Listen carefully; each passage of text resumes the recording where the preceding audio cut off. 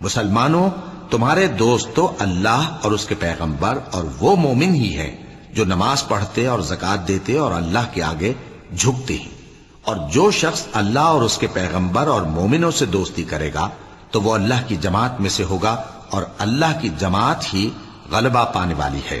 اے ایمان والو، جن لوگوں کو تم سے پہلے کتابیں دی گئی تھیں ان کو اور کافروں کو جنہوں نے تمہارے دین کو ہنسی اور کھیل بنا رکھا ہے دوست نہ بناؤ، اور مومن ہو تو اللہ ہی سے ڈرتے رہو، اور جب تم لوگ نماز کے لیے اذان دیتے ہو تو یہ اسے بھی ہنسی اور کھیل بناتے ہیں، یہ اس لیے کہ سمجھ نہیں رکھتے۔ کہو کہ اے اہل کتاب، تم ہم میں برائی ہی کیا دیکھتے ہو، سوائے اس کے کہ ہم اللہ پر اور جو کتاب ہم پر نازل ہوئی اس پر اور جو کتابیں پہلے نازل ہوئیں ان سب پر ایمان لائے ہیں، اور یہ کہ تم میں اکثر بد کردار ہیں۔ کہو کیا میں تمہیں بتاؤں کہ اللہ کے ہاں اس سے بھی بدتر جزا پانے والے کون ہیں؟ وہ لوگ ہیں جن پر اللہ نے لعنت کی اور جن پر وہ غضبناک ہوا، اور جن کو ان میں سے بندر اور سور بنا دیا، اور جنہوں نے شیطان کی پرستش کی، ایسے لوگوں کا برا ٹھکانہ ہے، اور وہ سیدھے رستے سے بہت دور ہیں۔ اور جب یہ لوگ تمہارے پاس آتے ہیں تو کہتے ہیں کہ ہم ایمان لے آئے، حالانکہ کفر لے کر آتے ہیں اور اسی کو لے کر جاتے ہیں، اور جن باتوں کو یہ چھپاتے ہیں اللہ ان کو خوب جانتا ہے۔ اور تم دیکھو گے کہ ان میں اکثر گناہ اور زیادتی اور حرام کھانے میں جلدی کر رہے ہیں، بے شک یہ جو کچھ کرتے ہیں برا کرتے ہیں۔ بھلا ان کے مشائخ اور علماء انہیں گناہ کی باتیں کہنے اور حرام کھانے سے منع کیوں نہیں کرتے؟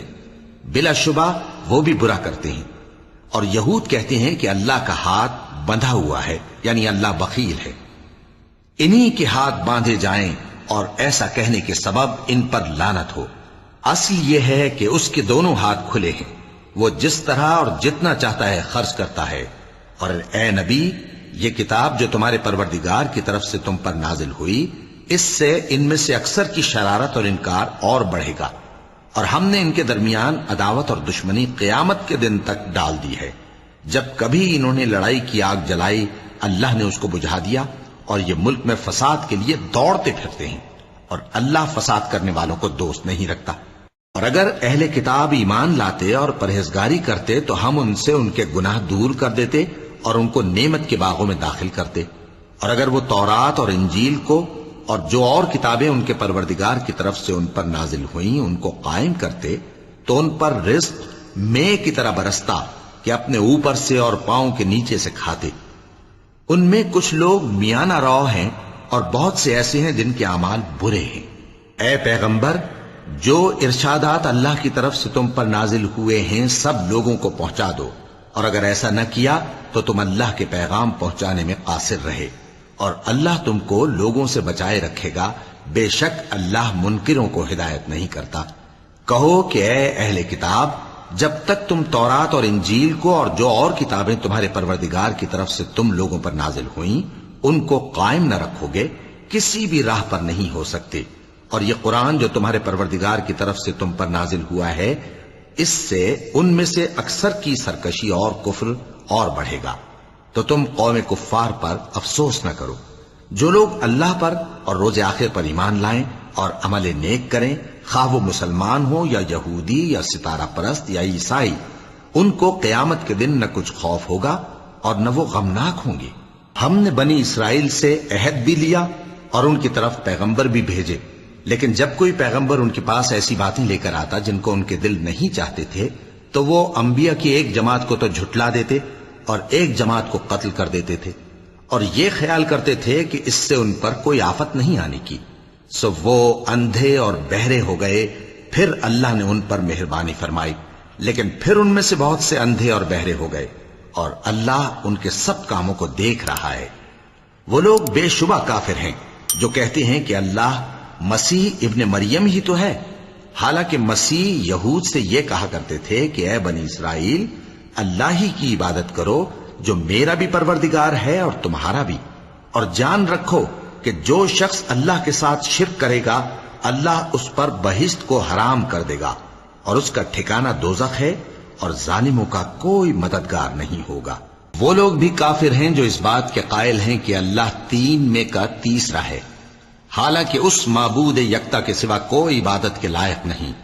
اگر یہ لوگ ایسے اقوال و عقائد سے باز نہیں آئیں گے تو ان میں جو کافر ہوئے ہیں وہ تکلیف دینے والا عذاب پائیں گے. تو یہ کیوں اللہ کے آگے توبہ نہیں کرتے اور اس سے گناہوں کی معافی نہیں مانگتے؟ اور اللہ تو بخشنے والا ہے، مہربان ہے. مسیح ابن مریم تو ایک پیغمبر ہی تھے. ان سے پہلے بھی بہت سے رسول گزر چکے تھے اور ان کی والدہ مریم اللہ کی ولی اور سچی فرما بردار تھیں. دونوں انسان تھے اور کھانا بھی کھاتے تھے. دیکھو ہم ان لوگوں کے لیے اپنی آیتیں کس طرح کھول کھول کر بیان کرتے ہیں. پھر یہ دیکھو کہ یہ کدھر الٹے جا رہے ہیں. کہو کہ تم اللہ کے سوا ایسی چیز کی کیوں پرستش کرتے ہو جس کو تمہارے نفع اور نقصان کا کچھ بھی اختیار نہیں، اور اللہ ہی سب کچھ سنتا ہے، جانتا ہے. کہو کہ اے اہل کتاب، اپنے دین کی بات میں ناحق مبالغہ نہ کرو اور ایسے لوگوں کی خواہشوں کے پیچھے نہ چلو جو خود بھی پہلے گمراہ ہوئے اور اکثروں کو بھی گمراہ کر گئے اور سیدھے رستے سے بھٹک گئے. جو لوگ بنی اسرائیل میں کافر ہوئے ان پر داؤد اور عیسیٰ ابن مریم کی زبان سے لعنت کی گئی. یہ اس لیے کہ نافرمانی کرتے تھے اور حد سے تجاوز کیے جاتے تھے، اور برے کاموں سے جو وہ کرتے تھے ایک دوسرے کو روکتے نہیں تھے. بلا شبہ وہ برا کرتے تھے. تم ان میں سے بہتوں کو دیکھو گے کہ کافروں سے دوستی رکھتے ہیں. انہوں نے جو کچھ آگے بھیجا ہے برا ہے. وہ یہ کہ اللہ ان سے ناخوش ہوا اور وہ ہمیشہ عذاب میں مبتلا رہیں گے.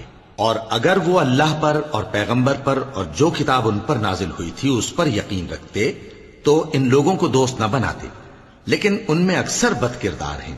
اے پیغمبر، تم دیکھو گے کہ مومنوں کے ساتھ سب سے زیادہ دشمنی کرنے والے یہودی اور مشرک ہیں، اور دوستی کے لحاظ سے مومنوں سے قریب تر ان لوگوں کو پاؤ گے جو کہتے ہیں کہ ہم نصارہ ہیں.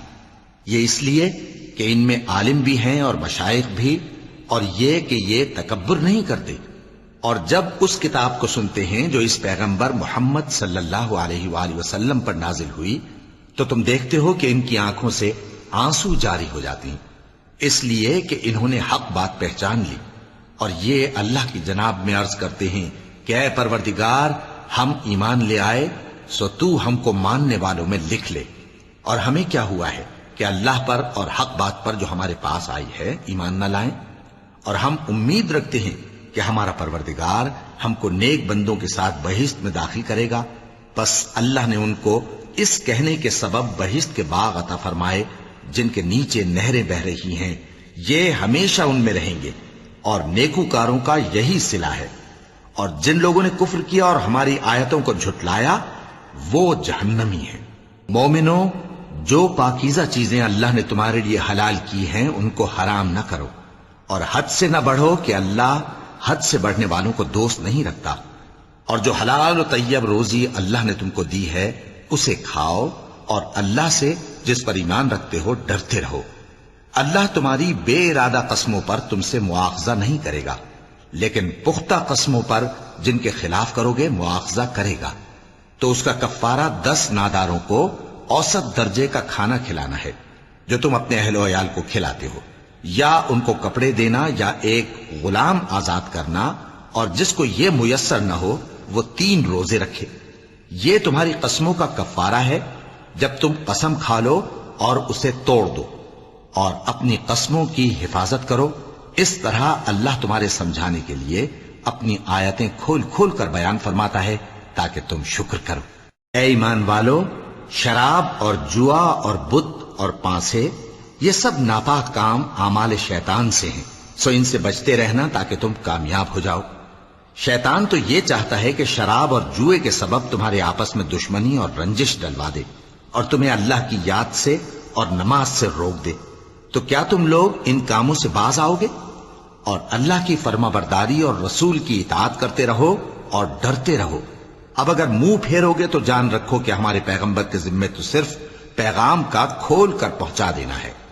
جو لوگ ایمان لائے اور نیک عمل کرتے رہے ان پر ان چیزوں کا کچھ گناہ نہیں جو وہ کھا چکے، جبکہ انہوں نے پرہیز کیا اور ایمان لائے اور نیک کام کیا، پھر پرہیز کیا اور ایمان لائے، پھر پرہیز کیا اور نیکوکاری کی، اور اللہ نیکوکاروں کو دوست رکھتا ہے. مومنوں، کسی قدر شکار سے جن کو تم ہاتھوں اور نیزوں سے حاصل کر سکو اللہ تمہاری آزمائش کرے گا. یعنی حالت احرام میں شکار کی ممانعت سے، تاکہ معلوم کرے کہ اس سے غائبانہ کون ڈرتا ہے، سو جو اس کے بعد زیادتی کرے تو اس کے لیے دکھ دینے والا عذاب تیار ہے۔ مومنو، جب تم احرام کی حالت میں ہو تو شکار کے جانور نہ مارنا، اور جو تم میں سے جان بوجھ کر اسے مارے تو یا تو اس کا بدلہ دے، اور وہ یہ ہے کہ اسی طرح کا چوپایا جسے تم میں سے 2 معتبر شخص مقرر کر دیں قربانی کرے، اور یہ قربانی کعبے پہنچائی جائے، یا کفارہ دے اور وہ مسکینوں کو کھانا کھلانا ہے، یا اس کے برابر روزے رکھے تاکہ اپنے کام کی سزا کا مزہ چکھے، اور جو پہلے ہو چکا وہ اللہ نے معاف کر دیا، اور جو پھر ایسا کام کرے گا تو اللہ اس سے انتقام لے گا، اور اللہ غالب ہے، انتقام لینے والا ہے۔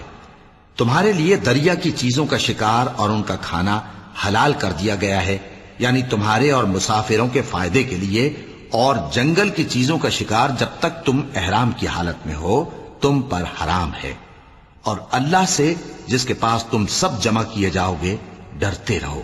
اللہ نے عزت کے گھر یعنی کعبے کو لوگوں کے لیے موجب قیام بنایا ہے، اور عزت کے مہینے کو، اور قربانی کے جانور کو، اور ان جانوروں کو جن کے گلے میں پٹے بندھے ہوں، یہ اس لیے کہ تم جان لو کہ جو کچھ آسمانوں میں اور جو کچھ زمین میں ہے اللہ سب کو جانتا ہے، اور یہ کہ اللہ کو ہر چیز کا علم ہے۔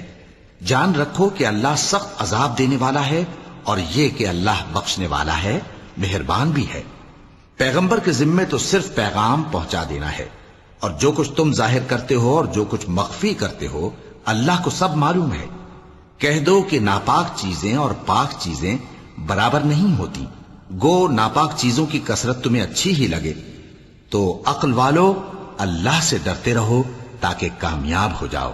مومنو، ایسی چیزوں کے بارے میں مت سوال کرو کہ اگر ان کی حقیقتیں تم پر ظاہر کر دی جائیں تو تمہیں بری لگیں، اور اگر قرآن کے نازل ہونے کے ایام میں ایسی باتیں پوچھو گے تو تم پر ظاہر بھی کر دی جائیں گی۔ اب تو اللہ نے ایسی باتوں کے پوچھنے سے درگزر فرمایا ہے، اور اللہ بخشنے والا ہے، بردبار ہے۔ اس طرح کی باتیں تم سے پہلے لوگوں نے بھی پوچھی تھی، مگر جب بتائی گئیں تو پھر وہ ان سے منکر ہو گئے۔ اللہ نے نہ تو کوئی بحیرہ مقرر کیا ہے، اور نہ کوئی سائبہ، اور نہ کوئی وسیلہ، اور نہ کوئی حامی، لیکن کافر اللہ پر جھوٹ باندھتے ہیں، اور یہ اکثر عقل سے کام نہیں لیتے۔ اور جب ان لوگوں سے کہا جاتا ہے کہ جو کتاب اللہ نے نازل فرمائی ہے اس کی طرف اور پیغمبر کی طرف رجوع کرو، تو کہتے ہیں کہ جس طریق پر ہم نے اپنے باپ دادا کو پایا ہے وہی ہمیں کافی ہے۔ بھلا اگر ان کے باپ دادا نہ تو کچھ جانتے ہوں اور نہ سیدھے رستے پر ہوں تب بھی؟ اے ایمان والو، اپنے آپ کو سنبھالے رہو، جب تم ہدایت پر ہو تو کوئی گمراہ تمہارا کچھ بگاڑ نہیں سکتا۔ تم سب کو اللہ کی طرف لوٹ کر جانا ہے، اس وقت وہ تم کو تمہارے سب کاموں سے جو دنیا میں کیے تھے آگاہ کرے گا اور ان کا بدلہ دے گا۔ مومنو، جب تم میں سے کسی کی موت آ موجود ہو تو شہادت کا نصاب یہ ہے کہ وصیت کے وقت تم مسلمانوں میں سے 2 مرد عادل یعنی صاحب اعتبار گواہ ہوں، یا اگر مسلمان نہ ملیں اور تم سفر کر رہے ہو اور اس وقت تم پر موت کی مصیبت واقع ہو تو کسی دوسرے مذہب کے 2 شخصوں کو گواہ کر لو۔ اگر تم کو ان گواہوں کی نسبت کچھ شک ہو تو ان کو عصر کی نماز کے بعد کھڑا کرو، اور دونوں اللہ کی قسمیں کھائیں کہ ہم شہادت کا کچھ عوض نہیں لیں گے، گو ہمارا رشتہ دار ہی ہو، اور نہ ہم اللہ کی شہادت کو چھپائیں گے۔ اگر ایسا کریں گے تو گناہ گار ہوں گے۔ پھر اگر معلوم ہو جائے کہ ان دونوں نے جھوٹ بول کر گناہ حاصل کیا تو جن لوگوں کا انہوں نے حق مارنا چاہا تھا ان میں سے ان کی جگہ اور 2 آدمی کھڑے ہوں جو میت سے قرابت قریبہ رکھتے ہوں، پھر وہ اللہ کی قسمیں کھائیں کہ ہماری شہادت ان کی شہادت سے زیادہ سچی ہے اور ہم نے کوئی زیادتی نہیں کی۔ ایسا کیا ہو تو ہم بے انصاف ہیں۔ اس طریق سے بہت قریب ہے کہ یہ لوگ صحیح شہادت دیں، یا اس بات سے خوف کریں کہ ہماری قسمیں بھی ان کی قسموں کے بعد رد کر دی جائیں گی۔ اور اللہ سے ڈرو اور اس کے احکام کو توجہ سے سنو، اور اللہ نافرمان لوگوں کو ہدایت نہیں دیتا۔ وہ دن یاد رکھنے کے لائق ہے جس دن اللہ پیغمبروں کو جمع کرے گا، پھر ان سے پوچھے گا کہ تمہیں کیا جواب ملا تھا۔ وہ عرض کریں گے کہ ہمیں کچھ معلوم نہیں، تو ہی غیب کی باتوں سے واقف ہے۔ جب اللہ عیسیٰ سے فرمائے گا کہ اے عیسیٰ ابن مریم، میرے ان احسانوں کو یاد کرو جو میں نے تم پر اور تمہاری والدہ پر کیے، جب میں نے روح القدس یعنی جبرائیل سے تمہاری مدد کی، تم گود میں اور جوان ہو کر بھی ایک ہی نسق پر لوگوں سے گفتگو کرتے تھے، اور جب میں نے تم کو کتاب اور دانائی اور تورات اور انجیل سکھائی، اور جب تم میرے حکم سے مٹی کے پرندے کی شکل بناتے پھر اس میں پھونک مار دیتے تھے تو وہ میرے حکم سے سچ مچ کا پرندہ بن جاتا تھا، اور پیدائشی اندھے کو اور برس کی بیماری والے کو میرے حکم سے اچھا کر دیتے تھے، اور مردوں کو زندہ کر کے قبر سے نکال کھڑا کرتے تھے۔ اور جب میں نے بنی اسرائیل کے ہاتھوں کو تم سے روک دیا، جب تم ان کے پاس کھلے ہوئے نشان لے کر آئے، تو جو ان میں سے کافر تھے کہنے لگے کہ یہ تو کھلا جادو ہے۔ اور جب میں نے حواریوں کی طرف حکم بھیجا کہ مجھ پر اور میرے پیغمبر پر ایمان لاؤ، وہ کہنے لگے کہ پروردگار ہم ایمان لائے، تو شاہد رہی ہو کہ ہم فرما بردار ہیں۔ وہ قصہ بھی یاد کرو جب حواریوں نے کہا کہ اے عیسیٰ ابن مریم، کیا آپ کا پروردگار ایسا کر سکتا ہے کہ ہم پر آسمان سے کھانے کا خوان نازل کرے؟ فرمایا اگر ایمان رکھتے ہو تو اللہ سے ڈرو۔ وہ بولے کہ ہماری یہ خواہش ہے کہ ہم اس میں سے کھائیں اور ہمارے دل تسلی پائیں، اور ہم جان لیں کہ آپ نے ہم سے سچ کہا ہے، اور ہم اس خوان کے نزول پر گواہ رہیں۔ تب عیسیٰ ابن مریم نے دعا کی کہ اے ہمارے پروردگار، ہم پر آسمان سے خوان نازل فرما کہ ہمارے لیے وہ دن عید قرار پائے، یعنی ہمارے اگلوں اور پچھلوں سب کے لیے، اور وہ تیری طرف سے نشانی ہو، اور ہمیں رزق دے، اور تو بہترین رزق دینے والا ہے۔ اللہ نے فرمایا میں تم پر ضرور خوان نازل فرماؤں گا، مگر جو اس کے بعد تم میں سے کفر کرے گا اسے ایسا عذاب دوں گا کہ اہل عالم میں کسی کو ایسا عذاب نہ دوں گا۔ اور اس وقت کو بھی یاد رکھو جب اللہ فرمائے گا کہ اے عیسیٰ ابن مریم، کیا تم نے لوگوں سے کہا تھا کہ اللہ کے سوا مجھے اور میری والدہ کو معبود مقرر کرو؟ وہ کہیں گے کہ تو پاک ہے، مجھے کب شایع تھا کہ میں ایسی بات کہتا جس کا مجھے کچھ حق نہیں۔ اگر میں نے ایسا کہا ہوگا تو تجھ کو معلوم ہوگا، کیونکہ جو بات میرے جی میں ہے تو اسے جانتا ہے، اور جو تیرے جی میں ہے اسے میں نہیں جانتا۔ بے شک تو علام الغیوب ہے۔ میں نے ان سے کچھ نہیں کہا بجز اس کے جس کا تو نے مجھے حکم دیا، وہ یہ کہ تم اللہ کی عبادت کرو جو میرا اور تمہارا سب کا پروردگار ہے، اور جب تک میں ان میں رہا ان کے حالات کی خبر رکھتا رہا۔ پھر جب تو نے مجھے دنیا سے اٹھا لیا تو تو ہی ان کا نگراں تھا، اور تو ہر چیز سے خبردار ہے۔ اگر تو ان کو عذاب دے تو یہ تیرے بندے ہیں، اور اگر انہیں بخش دے تو تیری مہربانی، اس لیے کہ تو ہی غالب ہے، حکمت والا ہے۔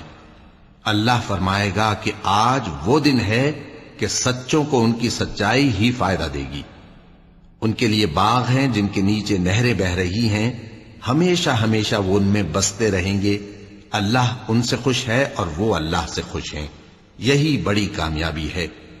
آسمان اور زمین اور جو کچھ ان دونوں میں ہے سب پر اللہ ہی کی بادشاہی ہے، اور وہ ہر چیز پر قادر ہے۔ صدق اللہ العظیم۔